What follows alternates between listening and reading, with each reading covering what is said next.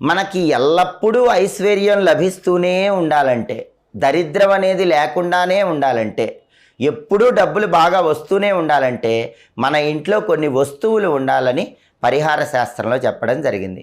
వాటిలో ముఖ్యమైనటువంటి వస్తువులు ఏంటంటే రోలు, రోకలి. ఎందుకంటే రోలు అనేటటువంటిది పార్వతీదేవి స్వరూపం, రోకలి అనేటటువంటిది పరమేశ్వర స్వరూపమని ప్రామాణిక పరిహార శాస్త్రంలో చెప్పారు.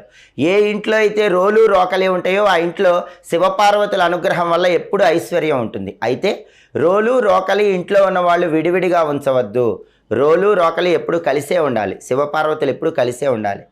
ఒక ఇంట్లో శుభకార్యక్రమం కోసం పసుపు దంచితే రోట్లో అతి తొందరలోనే ఇంకా శుభ కార్యక్రమాలు జరుగుతూ ఉంటాయి. అంతటి శక్తి రోలు, రోకలికి ఉంటుంది. ఆ తర్వాత ఖచ్చితంగా ఇంట్లో ఉండాల్సిన వస్తువు చాట.